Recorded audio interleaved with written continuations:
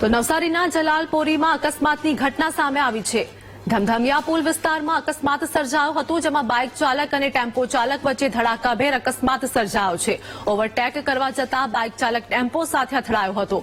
અકસ્માતની ઘટના સીસીટીવી કેમેરામાં કેદ થઈ હતી। બાઇક ચાલકને ગંભીર ઇજા પહોંચતા હોસ્પિટલ દાખલ કરવામાં આવ્યો છે। તો અકસ્માતની આ ઘટના સામે આવી છે। વાત કરીએ કે ઓવરટેક કરવા જતા બાઇક ચાલક ટેમ્પો સાથે અથડાયો હોવાનું સામે આવ્યું છે। સમગ્ર ઘટના સીસીટીવી કેમેરામાં કેદ થઈ હતી। બાઇક અને ટેમ્પો વચ્ચે અકસ્માત સર્જાયો હોવાની આ ઘટના સામે આવી, જેમાં બાઇક ચાલકને ગંભીર ઇજા પહોંચતા હોસ્પિટલમાં દાખલ કરવામાં આવ્યું છે। પૂર ઝડપે ઓવરટેક કરવા જતા અથડાયો હોવાનું સામે આવ્યું। નવસારીના જલાલપોરીમાં અકસ્માતનો આ બનાવ, જેમાં ધમધમિયા વિસ્તારની આ ઘટના સામે આવી છે। અકસ્માતના તમામ દ્રશ્યો જોવા મળી રહ્યા છે।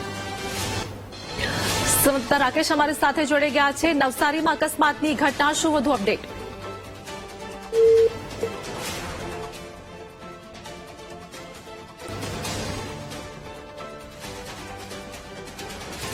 તો ટેમ્પો સાથે બાઇક ચાલક અથડાયો હતો, તે દરમિયાન બાઇક ચાલકને ગંભીર ઇજા પહોંચી છે।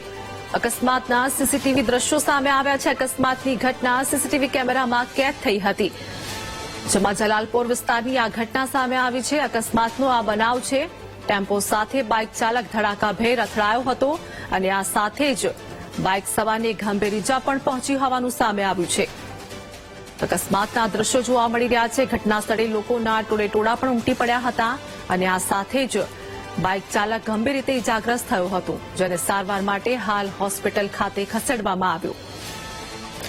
સંવાદદાતા રાકેશ અમારી સાથે જોડાઈ ગયા। નવસારીમાં અકસ્માતની ઘટના, શું અપડેટ?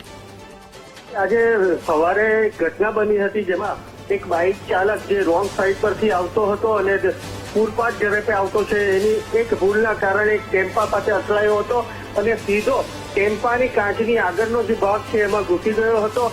એક મોટું એને નુકસાન થયું છે, એને ગંભીર ઈજા પણ થઈ છે। પરંતુ આજે રોંગ તરફ પૂરપાટ ઝડપે આવતા જે યુવાનો છે એ યુવાનો માટે ચેતવણીરૂપ કિસ્સો બન્યો છે, કારણ કે આ પૂર ઝડપે આવી રહ્યો છે અને રોંગ સાઈડ પર આવી રહ્યો છે, એટલે નીતિ નિયમોને નેવે મૂકીને જે ચાલી રહ્યો છે, જેને કારણે અકસ્માત ભોગ બન્યો છે।